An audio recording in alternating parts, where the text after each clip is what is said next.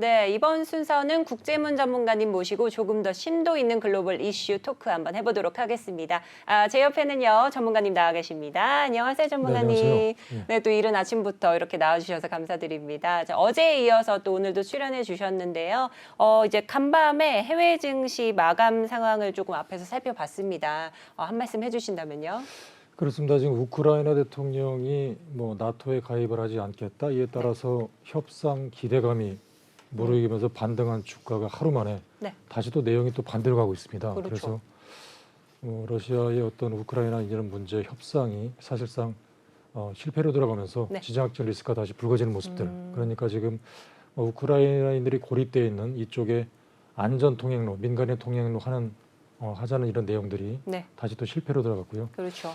지금 사실상 주가가 안정이 되려면 빨리 러시아 우크라이나 문제가 안정이 가장 우선인 것 같아요. 그래서 이런 부분들이 협상이 결렬되다 보니까 여러 가지 이제 물가 지표 지금 다시 40년 만에 최고치로 나왔는데 결국 이런 부분들은 주가를 상당히 부담스러울 수밖에 없는 그런 구조가 계속 연출되고 있는 것 같아요. 그래서 예상하지 않았던 유럽의 통화정책 회의 같은 경우도 상당히 이런 러시아 우크라이나가 잘 진행될 것이다. 그래서 우크라이나의 어떤 위기 이런 부분이 충분히 고려가 된다면 이제 이에 따라서 유럽 통화정책 회의도 상당 부분 이제 천천히 하겠다는 이런 긍정적인 시그널이 계속해서 제기됐는데 전일은 이런 내용과 정반대로 채권 매입을 생각보다 빨리 종료하겠다 이런 내용들이 나오면서 시장이 다시 한번 이제 유동성마저 위축되는 이런 내용들이어서 하루 만에 다시 여러 가지 내용들이 다시 한번 또 안 좋은 방향으로 흘러가지 않나 보여집니다.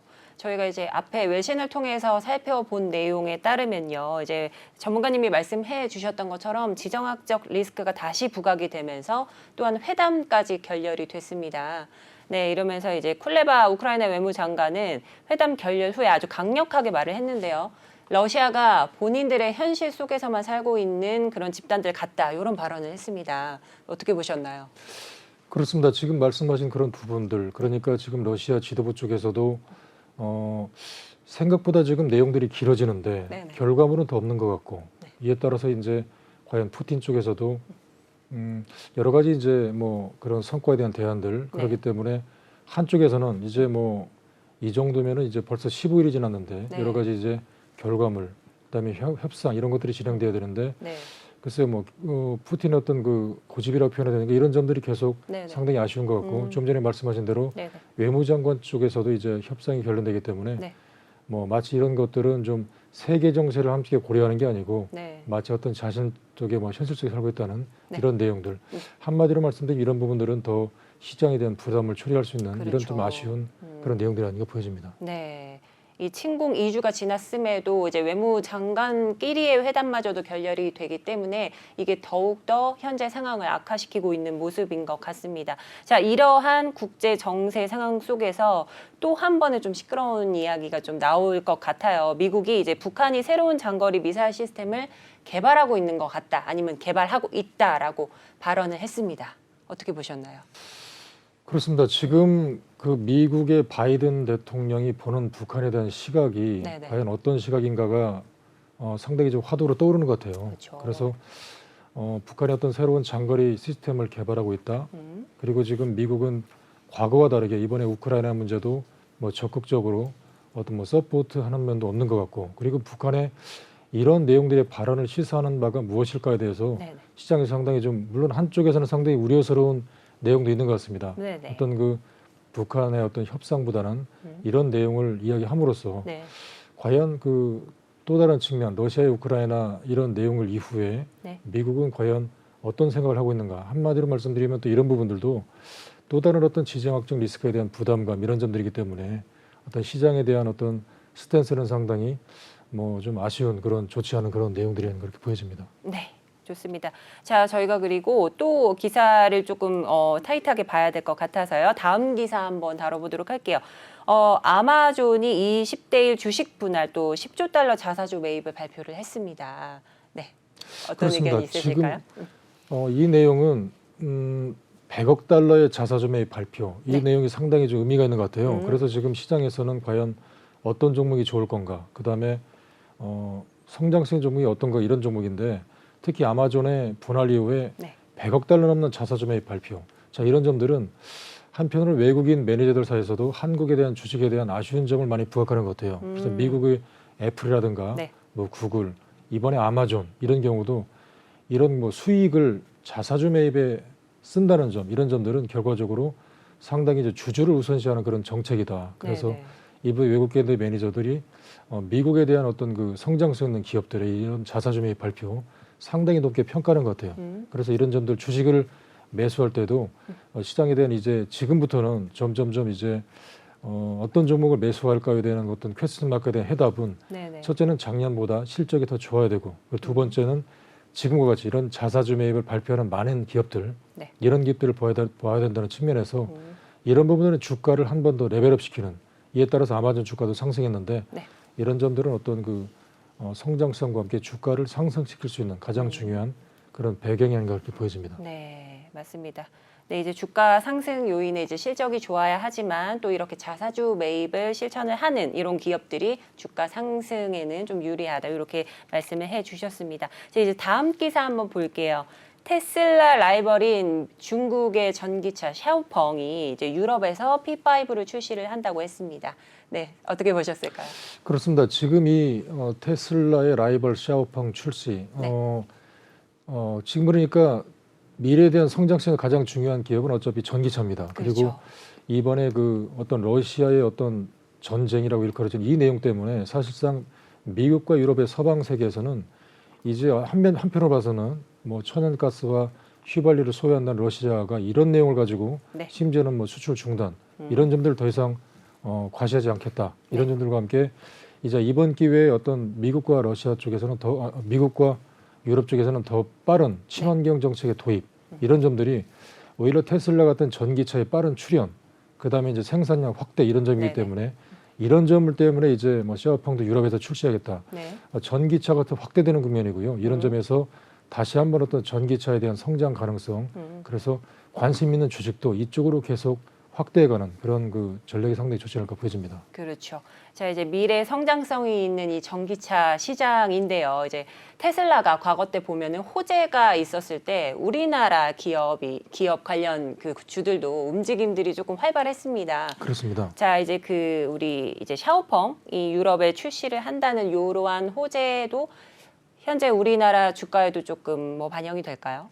반영이 될 것 같습니다. 지금 전일 같은 경우가 주가의 어떤 상승 종목이 중에 가장 눈에 띄는 대목이 다시 한번 작년에 주가를 갖다 이끌었던 가장 중요한 테마 중에 하나가 전기차인데 네. 연초에는 이제 주가가 많이 올랐고 네. 어떤 미국의 금리 인상, 테이퍼링, 유동성 축소로 인해서 많이 올랐다는 이유로 상당히 매물 압박과 함께 많이 떨어졌는데 네네. 전일은 다시 어떤 그 에코프로맵이라든가 첨보 네. 이런 그 전기차 시스템의 양극재 LNF 상승을 보였고요. 또 맞아요. 음극재, 뭐 대주전자 재료, 네. 그다음에 그 첨부 같은 전해질 관련주, 전기차의 어떤 테마가 다시 한번 상승을 보였거든요. 네. 이런 점들은 지금 말씀하신 어떤 테슬라의 라이벌인 샤오팽의 유럽 출시, 네. 전기차가 더 확대되고 이거에 따라서 여기에 들어가는 부품주가 네네. 더 생산이 확대되는 이런 모습들이기 때문에 우리나라 주가도 여기에 따라서 주가가 상승했다. 이런 점들은 이런 점들이 더 빨라질 수밖에 없고 그리고 미래를 이끌어갈 그런 테마주기 때문에 네.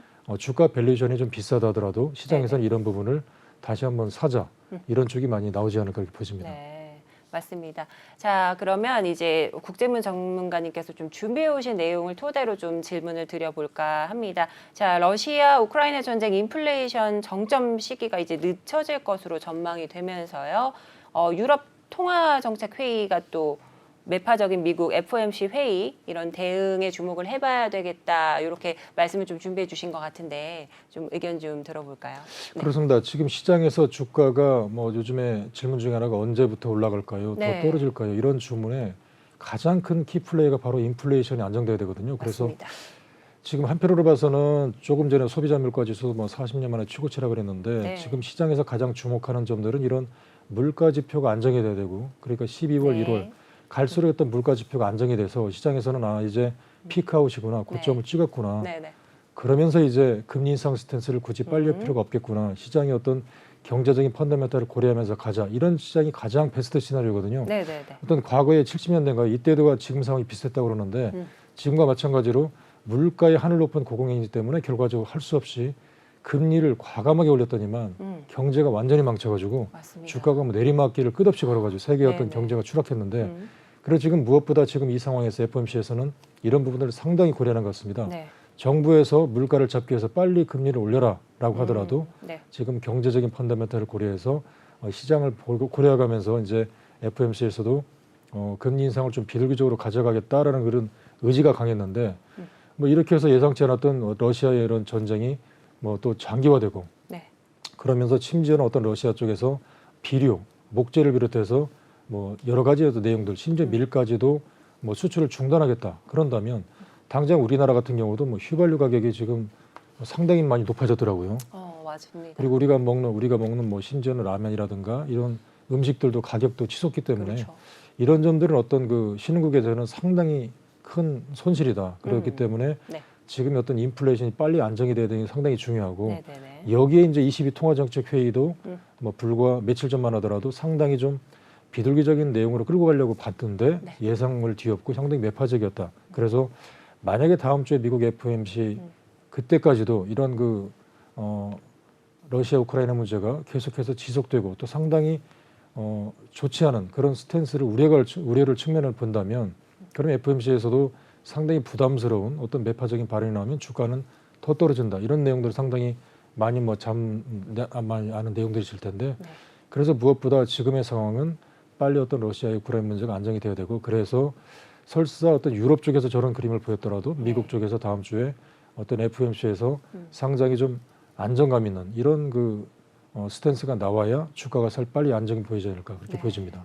네, 이제 다음 주 FOMC 전에 말씀해 주셨던 것처럼 러시아 우크라이나 사태가 조금은 좀 진전이 좀 됐으면 하는 그런 바람입니다. 자, 이렇게 해서 이제 물가 상승 우려에 대한 변동성, 지속성도 확대가 될 것 같은데요.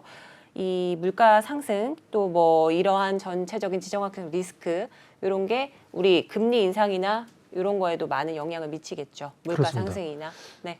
그렇습니다. 지금 바로 말씀하신 그런 점들인데 네. 그러니까 시장에서 지금 가장 우려하는 점들 경기 펀더멘탈만 상당히 좋은다면 당연히 이제 금리를 올리는 시나리오가 가장 베스트 시나리오인데 네. 지금의 상황을 봐서는 이제 한쪽 측면에서는 경기가 펀더멘탈이 아직 특히 엎친 데 덮친 격으로 네. 최근에 뭐 오미크론의 확산 때문에 더 경기는 늦춰지고 그렇죠. 공장 가동도 늦춰지기 때문에 당연히 경기는 지금 펀더멘탈이 상당히 힘듭니다. 그래서 금리 인상 스탠스를 천천히 가져가야 되는데 예상치 않았던 이런 러시아의 우크라이나 문제가 길어진다면 네. 지금 시장에서 가장 염려한 점들은 과거를 놓고 보게 되면 테이퍼링 이후에 그래도 1년이라는 기간을 두고 천천히 이제 금리 인상 스탠스를 가져가는 국면 여기에 이제 2년 이후에 어떤 이제 경기 위축 이런 점들을 금리 위축을 가져가는 국면 네. 상당히 3년에 걸쳐서 서서히 이제 이런 점들이 진행했는데 지금은 워낙 예상보다 빠른 금리 인플레이션, 높은 고공행진 여기에 또 전혀 뭐 예상하지 않았던 미국과 우크라이나의 상당히 좀 쇼크 이런 점들이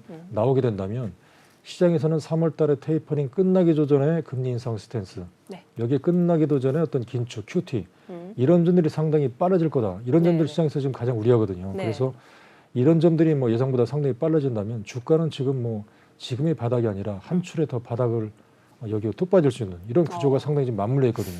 그렇기 때문에 주식 입장에서는 과연 뭐 지금 어떤 고객분들이 지금이 바닥인가요? 네. 뭐 사면은 이제 될까요?라고 우려하는데 아직도 이제 바닥이 되지 않을지 가장 중요한 그런 스탠스는 미국과 어떤 러시아의 문제가 빨리 안정이 돼야 될 것 같아요. 네. 이 문제만 만약에 뭐 불거지지 않았다 하더라도 네네. 사실은 지금 시장에서는 12월 달보다 어떤 1월 달에 물가 지표가 떨어졌기 때문에 네. 이제 물가는 고점을 거의 찍었다는 시장의 어떤 네. 그림과 함께 사실상 한편으로 봐서는 이제 3월 이후부터는 이제 금리를 좀 천천히 가져가면서 주가가 이제 하반기로 갈수록 좀 나름대로 편안하게 가지 않을까 이런 그림이 나왔는데 네. 이런 미국과 러시아의 문제가 생각보다 좀 길어진다는 점 그렇죠. 이런 점들이 아직도 좀 상당히 우려스러운 그런 대목이 아닌가 그렇게 보여집니다. 맞습니다. 자, 어제 저희 시장은 이제 상승 흐름은 이어갔지만 하락장이 좀 짙었던 그런 장세들이 계속해서 이어졌습니다. 자, 그런데 이러한 스탠스가 언제까지 지속될지 참 우려감이 있는데요.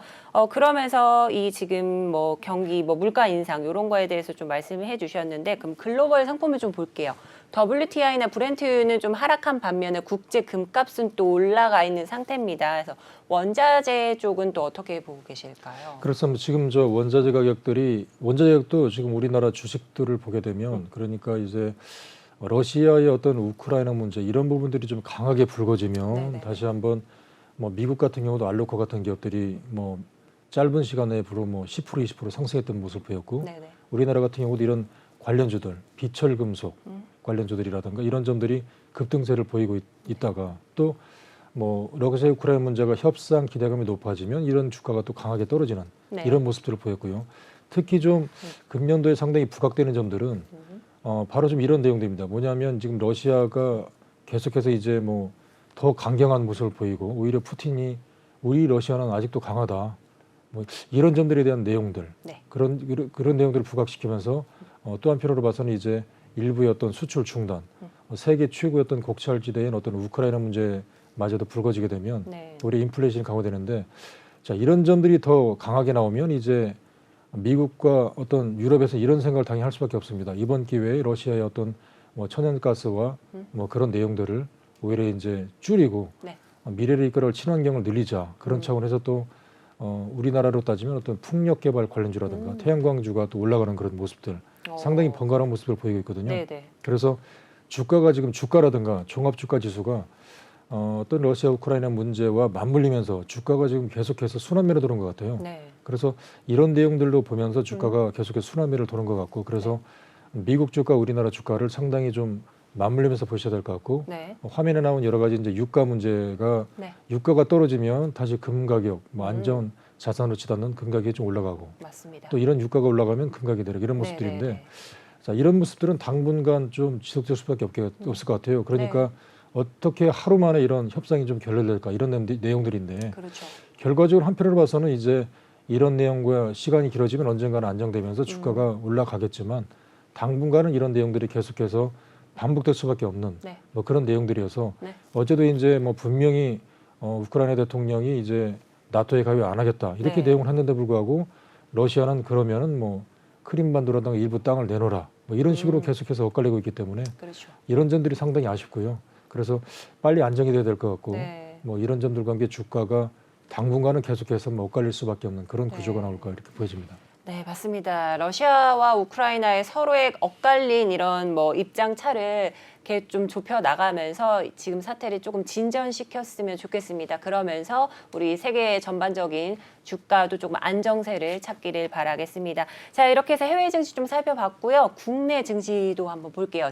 지난 장에서는 상승 흐름으로 좀 기분 좋게 마감을 한 모습입니다. 코스닥은 890선대를 좀 지켜낼 수 있을까 기대를 했지만 889선에서 좀 끝나는 모습 나타냈는데요. 어제의 장은 좀 어떻게 보셨을까요? 그렇습니다. 이제 전일장은 지금 시장에서는 한쪽으로 봐서는 네. 뭐 여러 가지 악재가 나온 가운데 네. 또 한편으로 봐서는 밸류에이션이 싸다. 지금 상당히 좀 많이 떨어져 있기 때문에 네네네.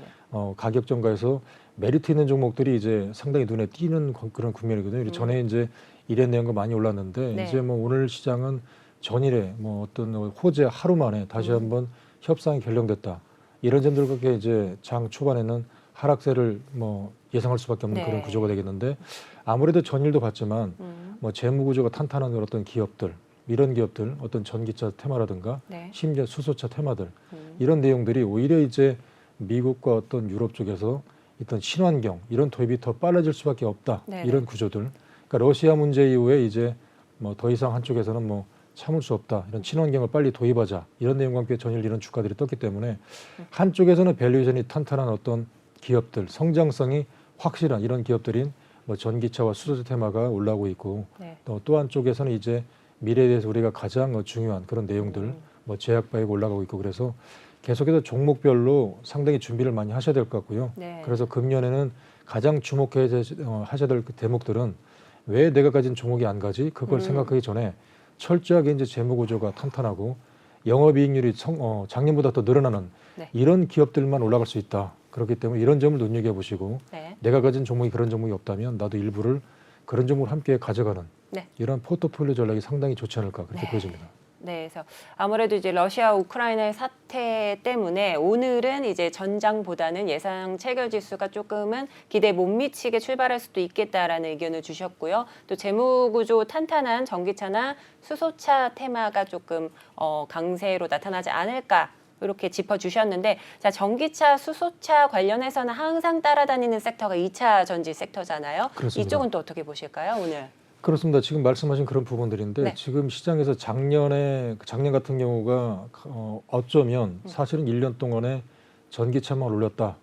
뭐 전기차 가지고 있지 않은 분은 수익이 안 났다 하고 과언할 정도로 네. 많이 올랐었습니다. 네. 심지어는 뭐 2년, 3년 후에 갈 실적까지만 많이 올랐는데 연초부터 최근까지는 이제 뭐 어떤 세계적인 유동성 위축 이런 부분들 때문에 많이 올랐던 종목이 당연히 많이 빠졌습니다. 근데 그렇죠. 지금 이 시점에서는 이제 밸류션이 충분히 싸서 시장에서 어떤 메이저 매니저들은 다시 매수를 하는 것 같아요. 물론 주가가 여기에서 더 힘들다라고 하면 뭐 네. 가격 전가 차원에서 많이 오르지는 못하겠지만 전일 어떤 시장에 대한 전략들은 네. 한편으로 봐서 이런 사이클들 오히려 많이 올랐지만 시장에서는 더 이런 그 친환경이 빨라질 수밖에 없다 이런 내용들이 네네. 나오기 때문에 이런 점들 다시 한번 이제 시장에서는 주목하고 있는 것 같고 네. 실적 배려시 좋은 쪽으로 매수가 들어오기 때문에 자, 우리가 지금부터 이제 추구해야 될 그런 전략은 네. 하반기로 갈수록 뭐 이런 점들이 과시된다면 당분간 주가가 변동성이 심할 수밖에 없지만 이런 점들이 결과적으로 언젠가는 이제 안정이 될 수밖에 없고 하반기로 갈수록 주가가 올라갈 가능성이 큰데 이런 점을 대비하고 내가 가진 종목에 대해서 과연 영업이익 성장률이 탄탄한 종목이 있는가를 눈여겨보시는 것이 상당히 좋을 것 같고요. 지금 같은 전략에서 향후에 가장 나름대로 어떤 전략을 세우면서 네. 포트폴리오 전략을 이제 성장성이 많은 그런 메이저 쪽에서 관심을 가질 수밖에 없는 그런 종목 쪽으로 내가 가진 종목이 없다면 일부를 그런 쪽으로 약간 좀 교체하는 그런 전략도 네. 상당히 좋지 않을까 보여집니다. 네, 이제 많이 오른 전일장 장세지만 아직도 친환경 섹터는 계속 가져갈 만한 그런 전망이 있다라고 말씀을 해주셨습니다. 자, 이제 개장되기 전까지 이제 20분 정도 남았는데요. 시청자분들께 마지막으로 하고 싶은 말씀 있으실까요? 그렇습니다. 지금 이제 가장 드리고 싶은 말씀은 네. 지금에 대한 전략에 대해서 투자가분들이 많은 질문하는 바로 이런 부분입니다. 네. 상당히 좀 지쳤고 그러는데 네.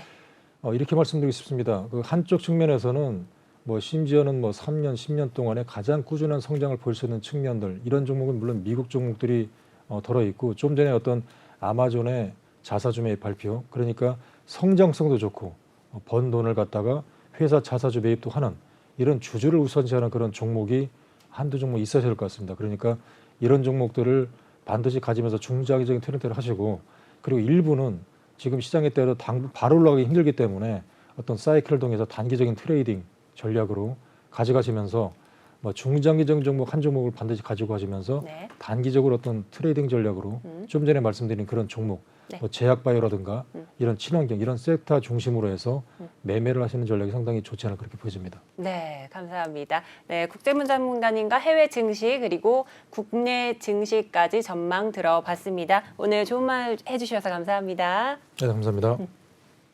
네, 그러면 전문가님의 투자 전략 다시 한번 살펴보도록 하겠습니다.